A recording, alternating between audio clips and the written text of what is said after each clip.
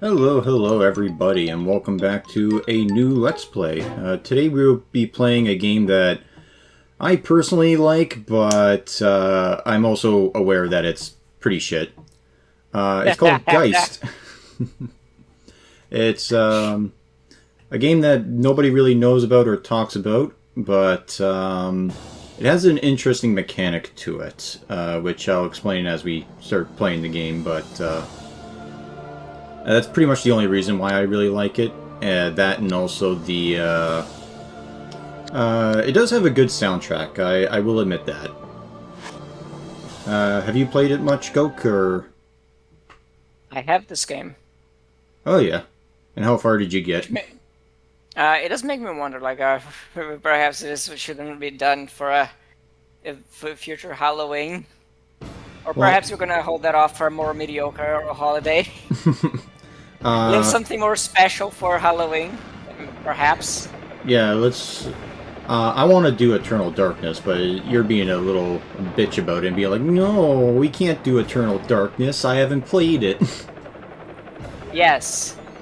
And I will hold on to that until I played Eternal Darkness, you cunt. Alright, then play Eternal Darkness, so that way we can do it for Halloween. I've attached the latest intel. Yeah, I'll release this for... buying it today for my GameCube. Yeah. I got until I played Geist until the point where I had to poison a soup. Oh, yeah, I think you mentioned this before. I'm not sure. And I did poison the soup, and the game still said that something was missing. Like, what's going on here? Yeah, that might have been a glitch, because as soon as you poison the soup, it does work. So. We cleaned it up as best as we could, and were able to make out the word Maybe it was. virus. I just don't know that after that I didn't bother with the game anymore. But the jury's still out on that. It wasn't particularly interesting up to that point. Yeah, as you can probably tell from this, graphically, it's nothing to write home about, even for the time. Like, everyone looks like they're made of rubber, though.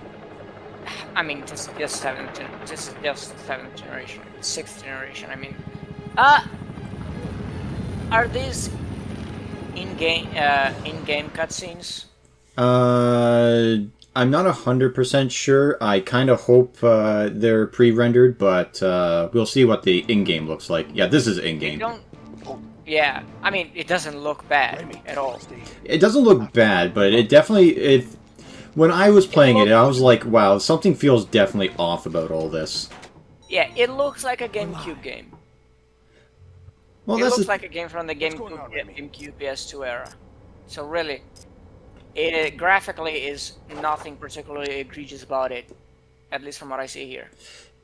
Nothing egregious, but I will say that I'm sure somebody else could probably mention it. I would say that at the very least the colors look off. Like, this doesn't look like it should, you know? At least that's just me.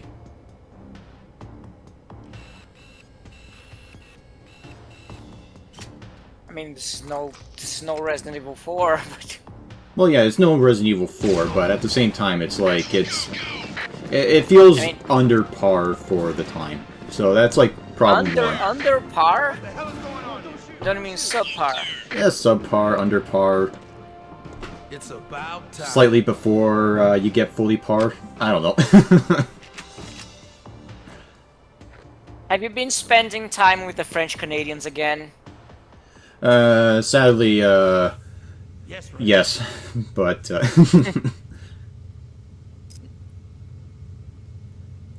Yeah. I do recall there is an episode of What Happened about this game. Yeah. Also, this PD, or this inventory screen, you never have to interact with it, ever. It's just kind of here. Which is unfortunate. Like, was one of the most unfortunate things about... I understand it wasn't the focus of the game, but I don't think there was much of an excuse for the gunplay of this game to be so bad. Yeah, like, the gunplay is... Yeah, gameplay-wise, it's pretty nuts. There's not really much to really write home about, except for the ghost segments. The ghost segments are actually pretty decent. That's what I like about this game. And I just that's don't get why. Yeah, I mean, I understand that it wasn't the focus, but come on, dude. There was no reason to make it so bad. yeah. I actually did look up N-Space, the people who made this game, and the only other credits that they have are porting Call of Duty games to the DS, and I believe before this they worked on some Mary-Kate and Ashley titles. Oh wow! So, you know, just to show you the quality of work that they had going. The other... I guess this was ambitious for them. I'd hate to say it, but I'd go so far as to say this was their magnum opus. What is interesting is that I watched the What Happened episode about this game, and apparently there was no major issue with production. Like the as far as as what the video states, oh, that is so. Yeah, he's getting directly in the way of fire. Very good of him. Yeah, I just saying, like, there's no dynamism to the gameplay. Like, you're not even making an effort to cover yourself or something like that. Yeah, not making an effort to cover myself. I know headshots are a usual thing that they are instant kills. Oh, He's like, that is cruel. Cruel, but also really stupid because they have to now blow up this area just to get an alternate exit. Wow, that guy. But anyway, so yeah, apparently there was no this is exclusive for GameCube, right? Yes, I have it for the GameCube, but I don't know if it's I believe it's exclusive. It is exclusive because this was published by Nintendo, and it is one of the very few titles that is rated M that they either produced or published. As far as I know from like what I've seen about this game, the guys making it got what they were trying to do across. Like they managed to get basically, like, the game came out representative of their vision. So, and there wasn't many issues with on Nintendo's side either. So, really, I don't know. It's sad to say this, but it might just be a case of just shit-ass developers, yeah. yeah, them not being talented enough to pull out something more interesting than this. Yeah. Because the idea is not uninteresting.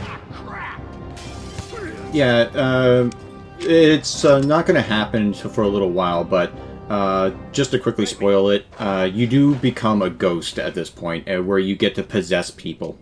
And like I said, that's actually interesting because you can't just possess someone, you have to scare them. So it then becomes more of like a puzzle game where you have to figure out how to scare people to possess them, and then figure out what abilities you do and don't have based on that person that you've possessed.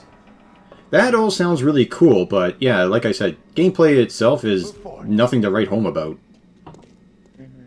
Like, so far I've just been using the pistol, and it's just been, like, taking pot shots at enemies, and the actual mechanic itself, he's fine. Yeah, the controls are basically, it kind of auto-locks onto targets, but, there's really not much by way of, like, maneuvering. Like, you'll see here, like, when I'm moving left and right, I'm actually kind of doing more of, like, a circle strafe. That's the game doing it automatically. Because of the whole lock-on feature that it does. And yet, first boss, very easy. When it opens its mouth, that's what you shoot.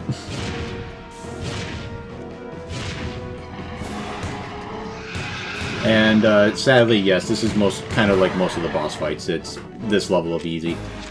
I think there's a few that kind of incorporate having to turn into a ghost and sort of fuck around with the environment.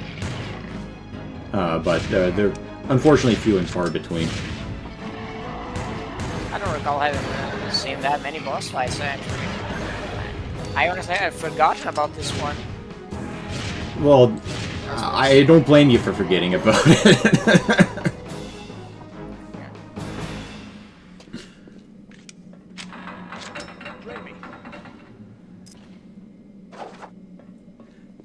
Oh, there's just those two now? I guess, because everyone else has the battle tactics of lemmings. Their forces diminish fast. Well, 2 of them died in cutscenes, and I think I saw 2 others get picked off during gameplay.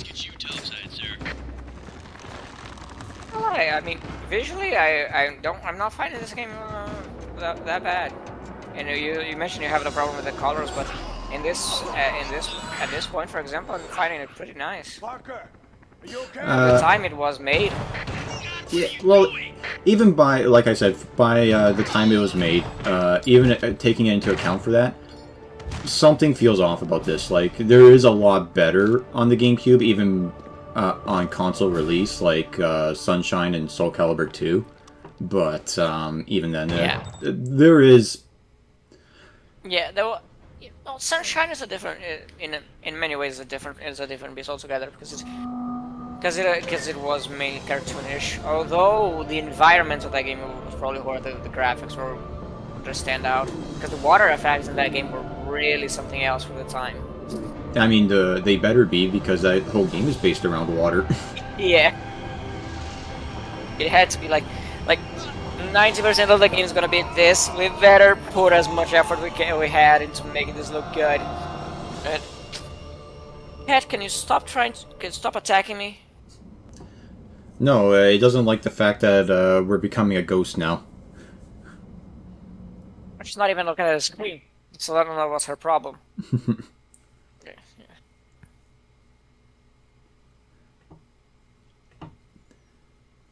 But yeah, so for whatever reason, this weird company that we've just intruded on is making artificial ghosts. With all due respect, sir, where are we bothering with a civilian for the separationist purpose? Compassion, Rourke. Well, no, because we actually do see what a real ghost looks like, and they look nothing like us ghost. Or are you laughing at how ugly that guy is? I'm laughing at the idea of artificial ghosts. Still think we need someone. The whole thing sounds hilarious. As I recall, most of your... Well, yeah, because we kind of... Well, like I said, we run into what is technically what a real ghost looks like, and it looks like more of a stereotypical ghost, like it's what you look like in life, but you're green and see-through. Whereas here, we're blue see-through, and we have a whole bunch of, like, weird lines and shit. Like, I'd say it's almost like Dr. Manhattan, but even then, Dr. Manhattan was more solid and didn't have weird lines. Things will be very different with this one.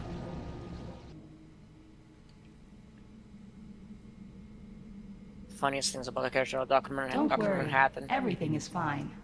The funniest thing about Dr. Manhattan is the fact that he paid $2 million to render his penis.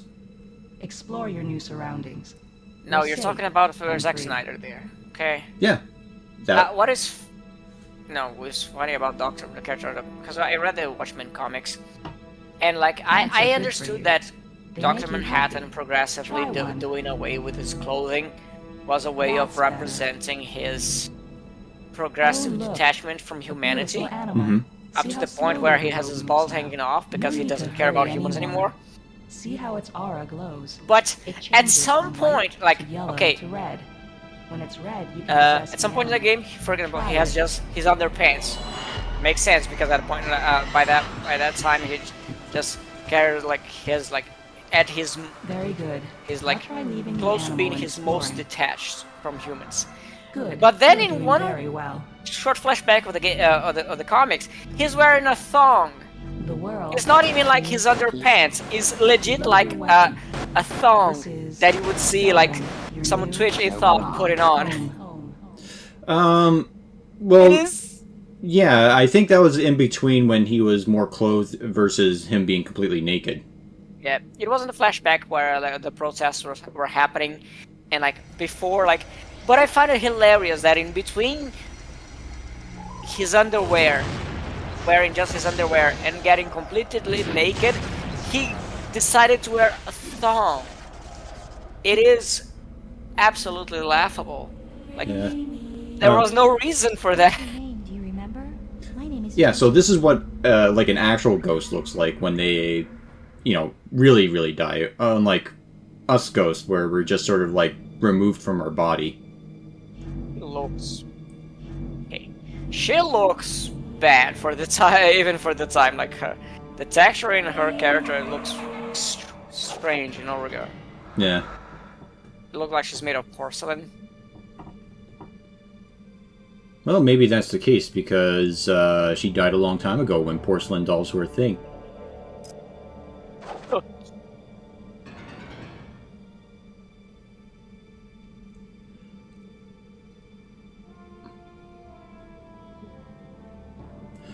Yeah, so Oak scares.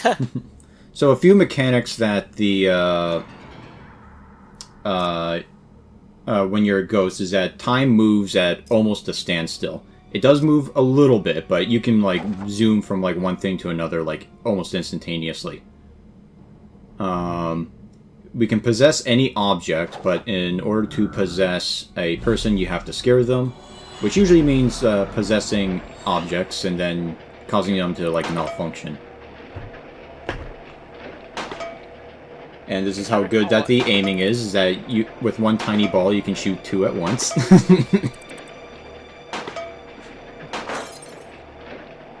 Very wonky hitbox, I guess. Yeah. Cat? Hmm? Cat was fighting against my glasses. Oh, yeah, your cat. Okay, I thought you were talking about my cat because he just hopped up onto my lap. Fighting your beard? No, not yet. He's just up on my lap.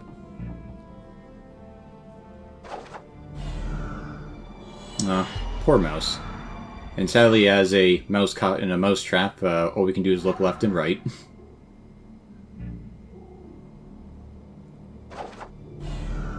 The only weird thing is that you have to actually inspect objects before you can tell if you can actually, possess them or not. Sarge, can you make the dynamo go bust? Darling, you look like you look like a really faded picture from the 1920s.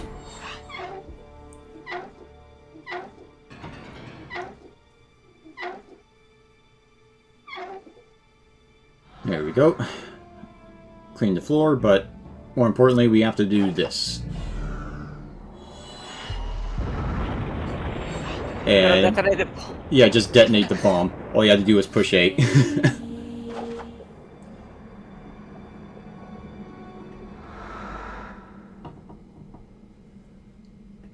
So there's two different types of collectibles that you can get in this game, and we will be doing a 100% run. Very fancy, I know. When you're ghost form, you collect ghost teddy bears, and when you're in human form, you collect these V-shaped sort of medals. Huh? Maybe I should pull out my GameCube. You should, and then play Eternal Darkness, so that way we can do a Let's Play of it for Halloween. What is the case? Like I'm at that point of my life where I have to make time for gaming. You know? Yeah, I kind of know what you mean. Ow! I'm gonna bite you. Not you, Sam. Okay. I would imagine you're very foul tasting. Well, I mean, I took a shower this morning, so I shouldn't be that bad. Yeah. I'm just gonna bite this cat's ear so she stops bothering me. How about that, huh? You little rascal. Oh my goodness. Hello? Anyway. Listen, I'm all by myself. Yeah, I mean, in between taking care of the house and the pets by myself and like going to work, and gym. All personnel are to report to their I mean, I could take time away from the immediate gym, possession but screening. I'm already short. I can allow myself to get fat. Report to your section commanders for immediate possession screening. So The next And here's our yeah, first I'm at a V. point like, yeah, the most opportune time to actually play games is when I'm not at a gym, or when I'm, or after work. The problem is, when I'm not at the gym, I most likely have stuff around the house to do. And when I came back from work, I don't have that much time left before going to sleep. Yeah. So,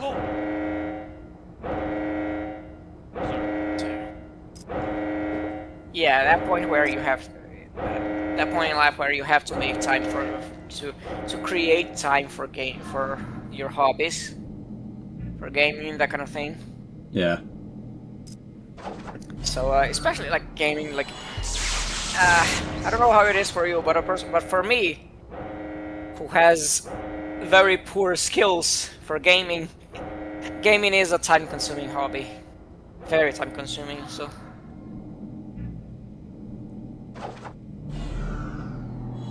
Yeah, so we put this guy on high alert, and so we scare him one more time, and now he's scarable. And so completely scarable, I should say. And now we can possess him. There isn't a specific order where you can interact with the items, right? Where it's most effective, where it's actually effective to scare the enemies, right? Yeah, so we had to blow up that generator first, and then possess the trash can. Yeah, that's something I found annoying, because I thought, like, I don't know, given the premise of what you have to do given the premise of the game, I would expect to be more open-ended. Yeah. Like the way you can scare the enemies, interact with the environment and scare the enemies. Yeah, no, So, this game is extremely linear. It's one point where I think that I don't know. They should have been more open-ended with the implementation. Yeah. Like I said, if a better developer with better resources worked on this game, then this would have actually been like a game worth remembering. But otherwise, it just fell to the wayside. No one gives half a shit. It's kind of like that generation's, perhaps like Mirror's Edge, you know. Nice premise, poor implementation. Yeah. Have you played Mirror's Edge? I've played a little bit of the original for the 360. I haven't played the remake. I heard the remake was slightly better, I guess, in terms of presentation, but I'm not 100% sure. Yeah, I never bothered with the remake. I just played the original on the 360, and it was not a very satisfying game, honestly. Yeah, it's Like there were some issues with the platforming. I think the idea of a platforming game in first person is not awful. Like there are ways to do it, but I found Mirror's Edge is like it's just half-assed every way. You know. Yeah. It also has the game like it has also very piss poor gunplay. Slightly better than this game, but still pretty poor. And and the platforming. There's a lot of issues with the platforming, mainly with the lack of context situational. Mm-hmm. Like lack of context, because there are occasions where you were meant, for example, I think to run across a wall but the controls were not very attuned to the context. So sometimes you just fall off because you're trying to run a wall and the game wouldn't register it. It was really, yeah, one of those concepts that perhaps should have worked or should have been developed. Also, aesthetically, the game was dull as all hell. Well, that's what happens when you make work. everything bright white. Yeah, it is like that. It is. It is really funny because they're like the entire environment was bright white, and then there was like only the stuff you could interact with that was colorful, and it was really jarring. Yep. Yeah. I think the most annoying thing about the game was the platforming. Stop here, soldier. Yeah, so here's the other mechanic. Dogs can always sense if a possessed body. And right ahead, I should say, is a special force field that if we try and walk through, no, we can only walk through if we're possessing somebody, but if we're a ghost, we can't go through it. So how do you think we solve this situation? You throw some dog food away. Lower your weapon. No. Here's what we do. We just kill everybody.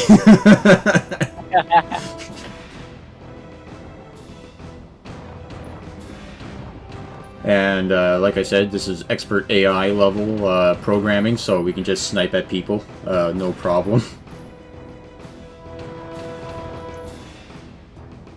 And I'm not sure if they're not following because they haven't been programmed to actually move from that spot, or they genuinely don't see me. Anyway, so problem 1 solved. Yay! How many hours does it take you to do this game? I think it only takes like answer. 5, maybe 6 hours, something like that. I have 4 parts recorded, but I didn't double check to see how long it took for each one. I mean, if you're going right according off time, length, it's probably about right. Yeah. That's some nice ragdoll right there. Yeah, you could tell that they implemented ragdoll physics, but didn't do much with it.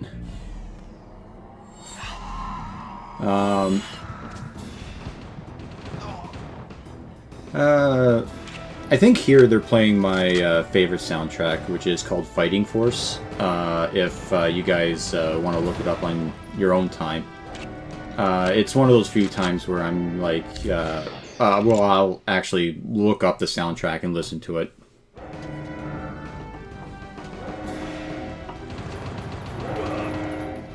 And this is basically the reason for collecting all that extra stuff in the single player, is for multiplayer goodies. Which... It is a really nice track. Yeah, like I said, it's extremely good, but like I said, it's unfortunate that it's stuck to a game that no one cares about.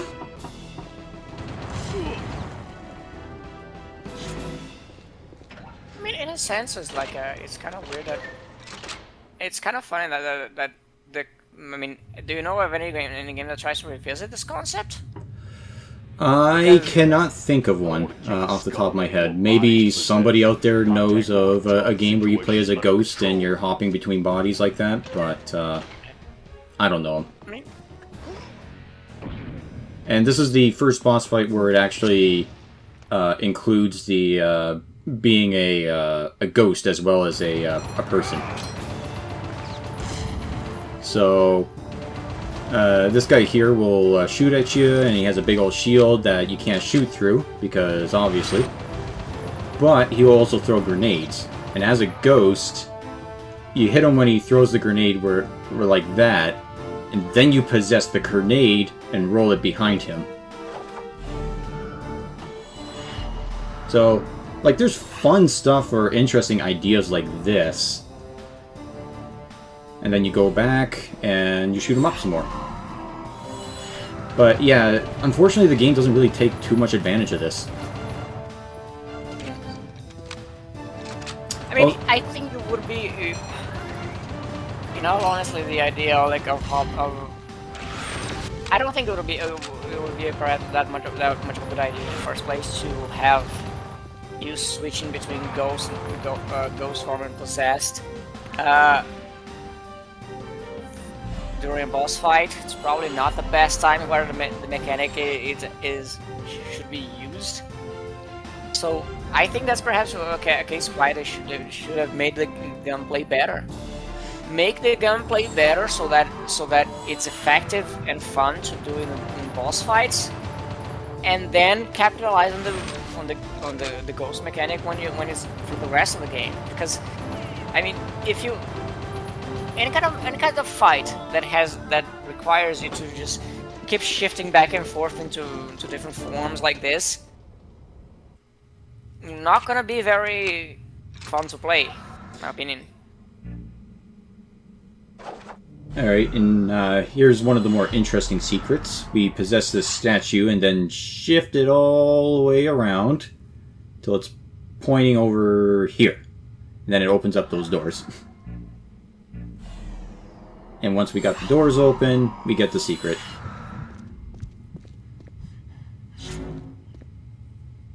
This soldier is gonna have a lot to tell his psychiatrist when. I just killed like half of the fucking crew, and I don't even remember it. Oh, and I kept teleporting between places I didn't know.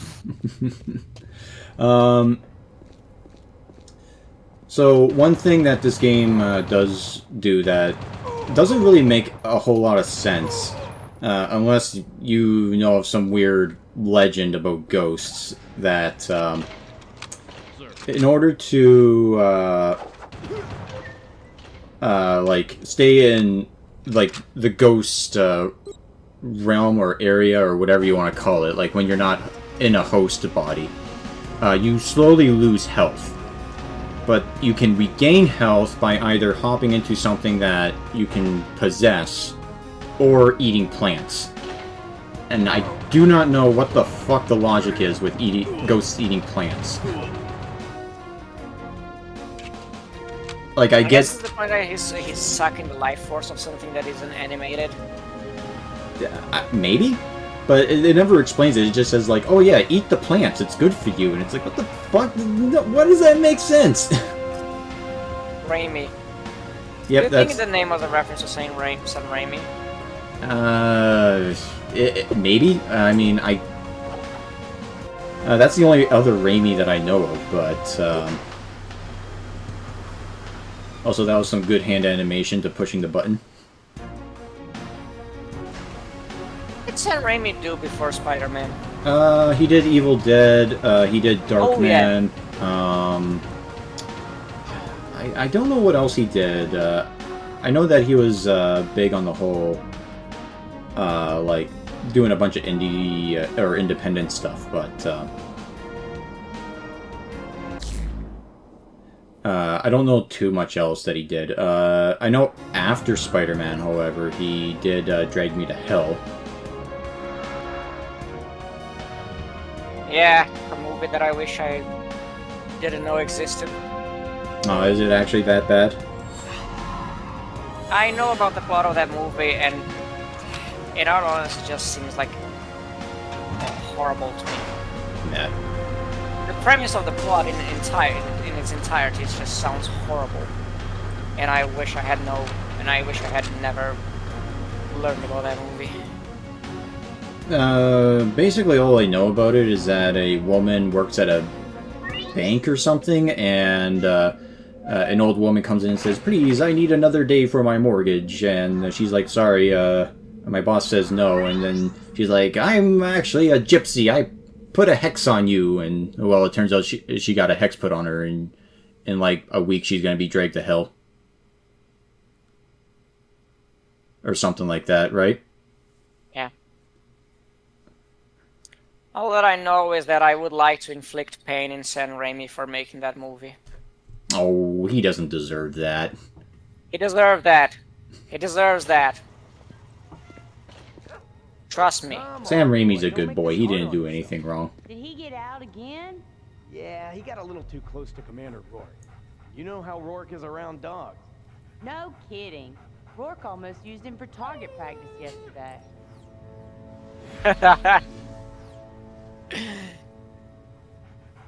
Poor dog.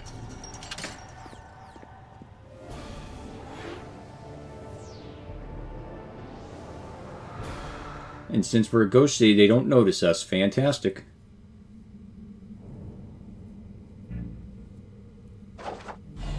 Oh, and the dog's name is Phantom. How poetic.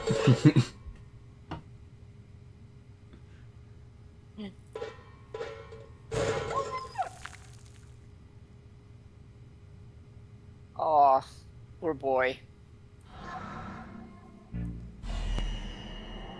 And he's gonna feel a lot worse because now we're just gonna possess him. And now we got a little doggy nose.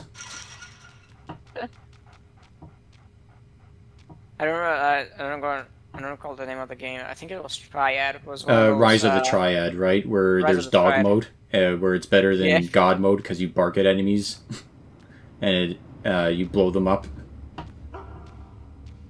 Yeah, that. But what the best part about dog mode is that if you beat the level while you're still a dog, it plays a different end screen, like tallying up your points. Have you played that game? I played the original, yeah. I played a little bit. Never beat it, though.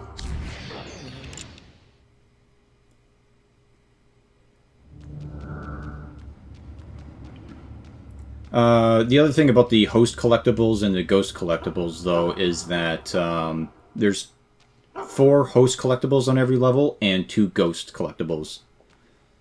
So if you remember where you're missing one or not, then it's easier to track, so it's not like you really need a guide for it. Hey, boy. Yeah, and this is the worst guard ever. His job is to make sure the dog doesn't get out, and he's like, you're a good boy. You can go out and play. Go bite someone, some people. And because the dog can bark, we can easily scare the rats, so we can possess them instead. There is also a mechanic that they start introducing later on where certain things that you possess can have either fears or attractions to certain other elements in the world. So, for example, if someone you're possessing is scared of, like, say, for example, dogs, if there was a dog nearby, when you're possessed as them, the game will force you to not go towards those dogs. And likewise, if you're playing something that's attracted to an item, so like I know that there's a level later on where you're a rat and you have to navigate mouse traps with cheese on them. The character automatically starts going towards the mouse traps for the cheese.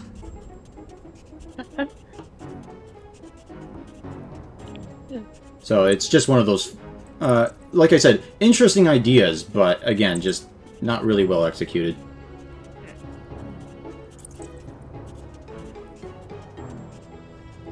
Yeah, and this mouse can't make this tiny little jump, so we gotta get the dog again. And because we blew up the 2 guards that could see the dog and do something about it, it's now clear.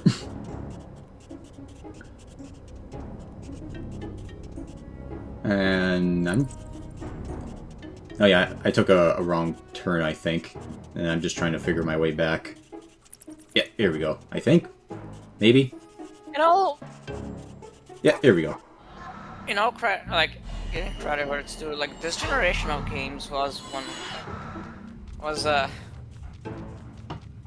was probably the last generation of games where people were still taking risks. Yeah, and that's why one of the reasons why I like the GameCube era is just because graphically I feel this game was enough. Like, honestly, anything going more beyond this I feel is more like just icing on the cake. And this is where, yeah, they took a lot of risks doing some weird ideas and just a whole bunch of other stuff. Trying to play around with like mechanics or whatever, and I mean, I guess saying like the last generation where people took risks is erroneous, but the 6th generation was one where it wasn't still. There was still developers trying to push what was the conventional mechanics of gaming. Yeah, I mean. Well, right now, it always seems like the focus for, Hey, boy. Okay, and the one guard that's supposed to be on the lookout for shit, and, fucking... make sure that no one gets in. He's like, oh, a dog just came in through the vents. Nothing to see here. It's fine. Who doesn't like a good boy? Yeah, we just wait for this guy to get over, and then spook him. He's just having the worst day ever. He got a ladder slapped on his foot, a fire extinguisher sprayed his face, and now we're gonna cause the room to explode.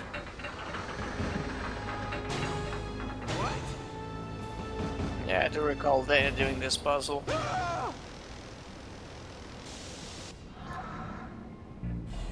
Yeah, I know it's kind of easy to say, like, once you do solve the puzzle once, then you're good, but, or, like, good as in, like, it's obvious, like, what you're supposed to do, but this game, it sort of takes that to a whole new level. It's sort of like, I don't know, I just feel that it's, like, once you realize what the solution is, it's like, oh, this is, like, made for children kind of thing. It's an effect of being very linear in what you can do. Yeah. At that point in the game. One thing I will appreciate about this game, though, there is no regenerating health. So, that much I can compliment it for.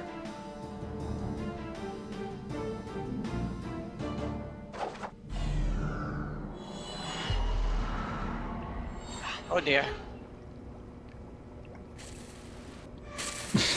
Just spray him in the face.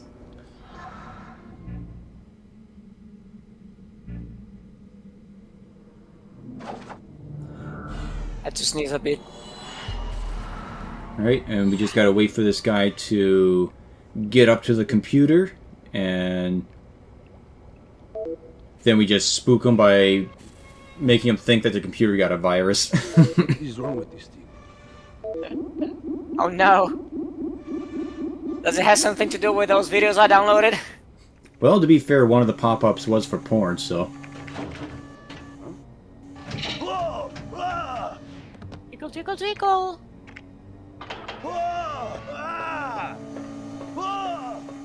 Yeah, so... And this is where it introduces, like, the whole, like, if you possess somebody who's scared, they won't go near that object anymore. So once we possess him, we can't go deal with anything with that computer. Because he's scared of the arms now. So he's up next, huh? Yeah, Volks wants him strapped in ASAP. The old man loves to play with his toy. I don't like how you worded that sentence, good sir. I didn't hear that. How was it? Volks likes to play with his new toy. I mean, there are many ways of interpreting something like that. You don't have to go to the worst possible interpretation right away. Yeah, so unfortunately, what we need is a fuse that he put on this side.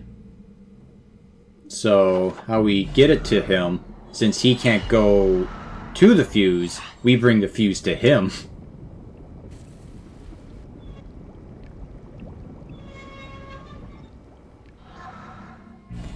And then from this distance we can pick up the fuse, so...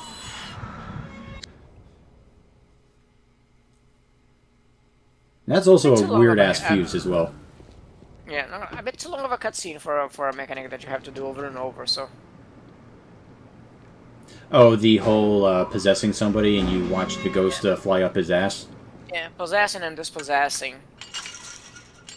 Well, depossessing isn't the problem, it's the possession that is.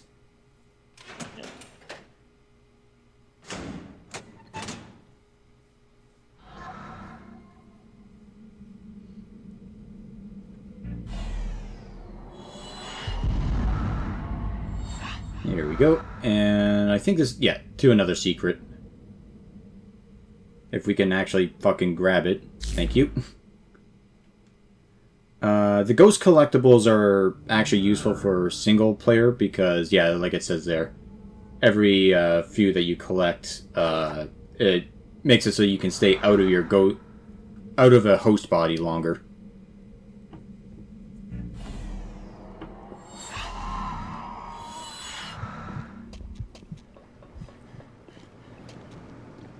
I don't know. I think the thing that I don't really like about the whole possession mechanic is the whole like the weird swirly things that keep appearing, which again makes it feel like that it's not really a you're not really a ghost. It's like more of a computer program that's going into people's minds or something like that.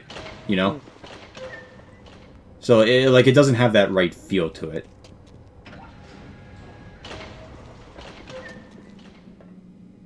Which, to be fair, I think could pretty much be said about a lot of aspects about this game. Is that, at the end of the day, it just doesn't feel right. What is it? You had one job to do. You were ordered to lock down the containment wing and you failed. Now we have a rogue spirit to deal with. If this operation is jeopardized because of your incompetence, I'll use you to recalibrate that damn machine. Make yourself useful. Ensure nothing else happens to the reactor. Ensure nothing else happens to your reactor. You hear that, Mr. Ghost? Watch those containment levels. Sorry, who's that guy who just entered here? Why is he acting weird? Why is he not saying anything? Because that's actually something that the game kind of does, is that we're playing a silent protagonist. But the problem is that it kind of does it in a way that it actually creates a bit of a problem, because there's one point where we as a character have to explain to another character a situation, and we can't. At least not in the cutscene. They don't explain it. Catalyst laser. It's a very contentious thing, like as application of silent characters. Like I don't mind either way. Make your character silent or make him a wisecracking asshole like Duke Nukem.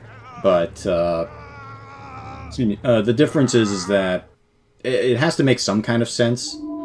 Like Gordon Freeman being a silent protagonist is alright, because nothing really would change either way depending on if you do or if you were or were not able to speak, you know. I don't know.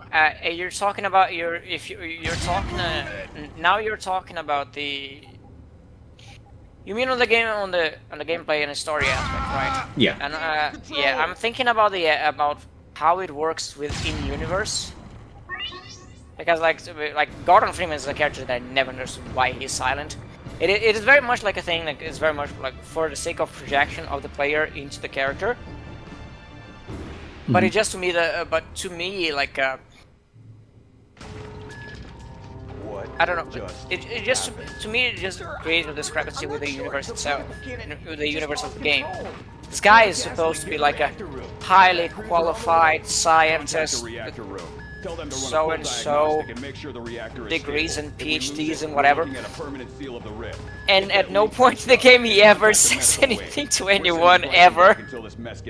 Well, yeah, like, because the most that Gordon Freeman ever does in those games is push a button. Yeah. And in the second game, everyone is sucking his dick. Well, to be fair, it's goddamn Gordon Freeman. Yeah, but it's annoying. Everyone is bending over backwards to talk like he's the Messiah, and this guy is just completely silent the whole way through. It's like I never understood. I mean, honestly, I'm. Yeah, we just turned on the Gatling gun right in front of these two guards. It has a good zoom function. Yeah. I don't know, I much prefer a style of game of silent protagonists like Link in Zelda. Because there is very much implication that Link can talk. It's just that it's never a feature of the presentation. It's just a thing, like, it's never a feature of the presentation of the game to have voice come out of Link. It's just but it is implied by the game that he can talk. Like even in Skyward Sword, you have scenes of him talking. of him gesticulating and speaking. You just never hear a voice coming from him. Yeah, like they So, do the weird silent mouthing thing. Yeah. Or in Ocarina of Time, it just sort of implies that he's saying something, and then the character you're talking to is like, oh yeah, right. Yeah. But I much prefer that over like a character just never uttering any sentence and the universe never acknowledging that, as in Half-Life. And I think BioShock also has that issue. I recall, I can't recall a scene on BioShock, like an original BioShock, if the main character ever says anything. Technically, yes. It's near the end there when is you. the intro. I know of I remember the intro, but in game, I don't have any recollection. The only point in game that I can remember personally is the what is it? Oh yeah, one of the audio logs you pick up where they are doing experiments near the end of the game. Yeah, with the dog. Yeah, with the dog. Yeah, that one. Suchong. The one with Dr. Suchong. And then you pick up the other audio log where he tells a little sister to go take a hike and then kicks her when she doesn't, and then finds out why that was a really stupid fucking idea. To be fair, that was probably the most fitting way of ending that character. Well, it explains why you never run into him. Yeah, like having him killed by his own creation, probably a fitting end to him. Yeah. Also, are you ready to play some mini games? No. Alright, so the mini game is Simon. And because the controls aren't all that great, it's one of those things where you have to kind of press and hold the C-stick in that direction, or else it kind of goes back to center. So, that's unfortunate. Also, I have no idea how those two rivets are going to hold down an entire beam when one of the rivets is in the fucking gap in between.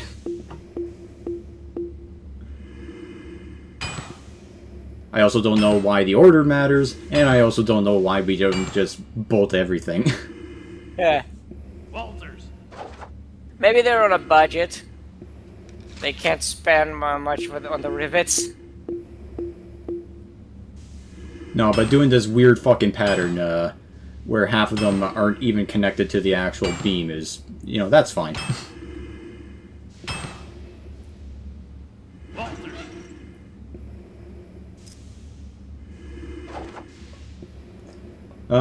So there's a bunch more, and guess what? We're going to be doing them all because that's how you get one of the secrets.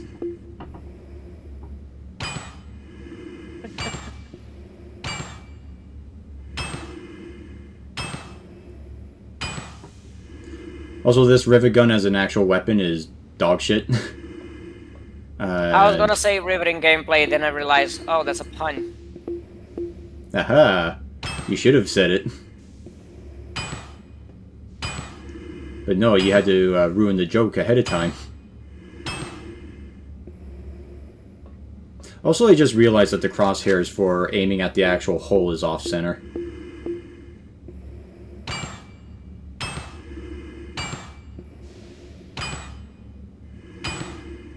And no, I don't know why some of them have like 6 while others have like 7 or 9 or whatever. The engineer was drunk. I mean, yeah, I could see that, mostly because of how weird these plates are just in general. Also, that guy is having a seizure.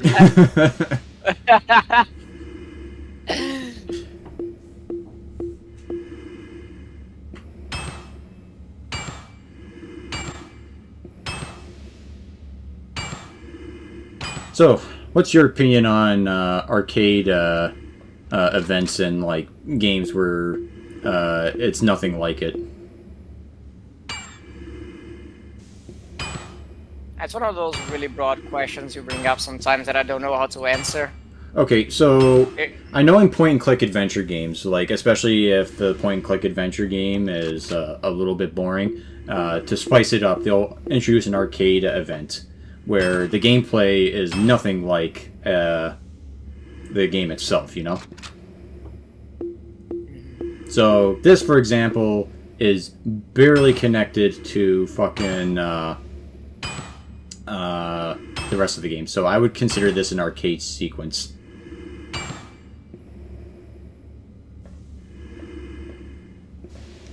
That's not something I usually just I usually don't think about the whole the whole thing as a trend, and more like just like, is the mini game itself interesting in any way? Yeah.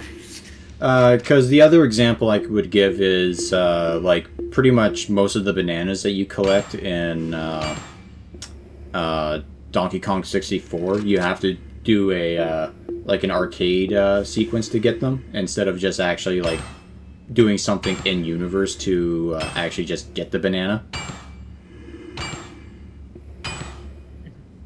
So, and a lot of people would accuse that of like lazy game design.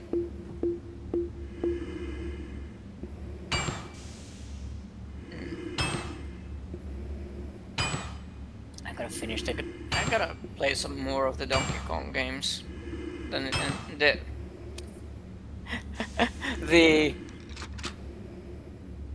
Super Nintendo ones. Yeah, the Super Nintendo ones are very good. 64, I liked as a kid. I went back to it and did a stream playing it not too long ago, and I can tell you right now, it has not aged very well. It's a game that is very demanding, because like there's a lot of stuff to collect in that game, and I played for a few hours and I honestly got lost. Like, what do I do now? Because I don't know what to... Anyway, I don't know. So we did all that, and this locker opens up. What is the connection between the rivets and the locket? I have no fucking clue. Okay. But okay. That's your connection. I don't know. Oh boy. Now for a shower. Yeah, a quick shower. Is there more rivets to do? Not necessarily. But we have to clear out this room. We do have to clear out this room. So we could do it either with this man holding the rivet gun,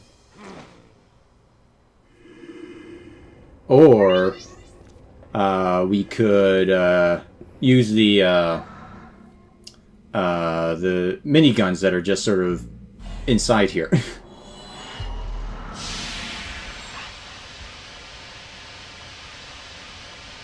Oh. Or a poisonous gas that is convenient. A convenient runs through this area. Yep. And then we wake up as this guy and immediately shoot this guy. Well, look who's back. Looks like we get to finish things. And then he activates the miniguns, and then we can possess the miniguns. Also, I'm not sure if you noticed, but that key card was in fact glowing.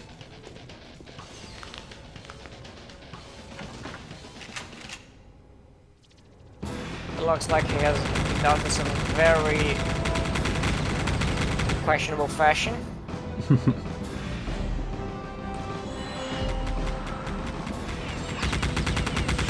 Like, I don't understand why he got small plates and of metal in his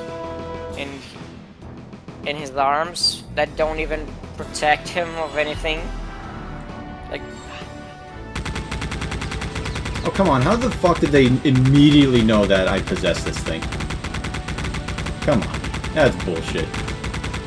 But yeah, for this fight, you do need at least someone alive to kill the main guy who has the key card.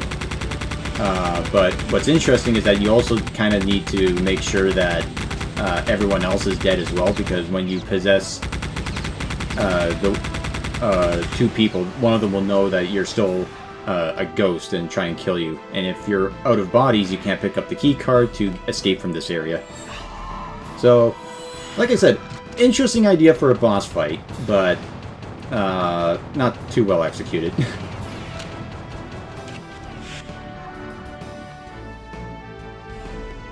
But yeah, that's basically the idea, is just keep focusing on the main guy, and just leave everyone else at a little bit of health or what have you. But thank God his aim is terrible. And again, that ragdoll physic. And just for shits and giggles, we'll finish off this guy with the rivet gun.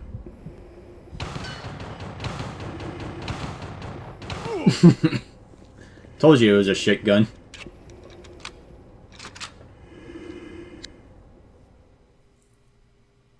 Reactor room. That's where we That's for right here. That's where we rescue Black Guy, right? Yes. I think so. The one who didn't die first. Yeah, because if he died first, then we'd be fucked. Because then we wouldn't have a black guy to rescue.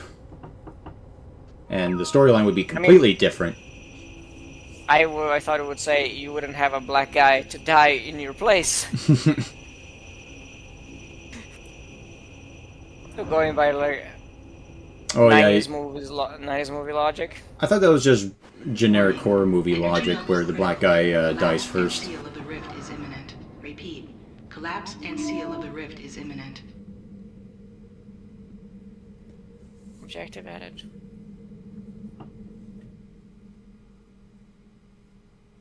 Sir, the rift is becoming unstable. It's about to collapse. Boost the power and expand that opening. Sir, we can't. We've lost containment. I saw. If we widen the rift, I also think I saw a video once people talking on Reddit about movie logic that pisses them off, and one guy mentioned like when you have like when you have a movie where like or a TV series where they're dealing with a nuclear reactor, and one of them shouts something like, "The reactor is going critical," and he's like, yeah, the nuclear reactors are supposed to go critical. That's how they produce energy. Yeah, but I think this is a different level of critical right now. They just released fucking Cthulhu Satan into the world. Cthulhu Satan, so it's like Cthulhu squared.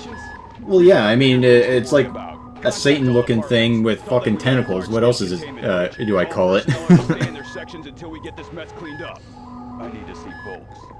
Do I call it Yogg I don't know. I Sothoth? have yet to read the Lovecraft stories. Yeah, I should get around to doing that as well. I have a strong desire to get to read the Conan stories, but I want to get the English version. Oh yeah. Not the translation. So, and the English versions are gonna be very expensive. Yeah. And with that, that is the end of the video. So hope you guys enjoyed, and we'll see you all next time. Have a nice night. Bye bye.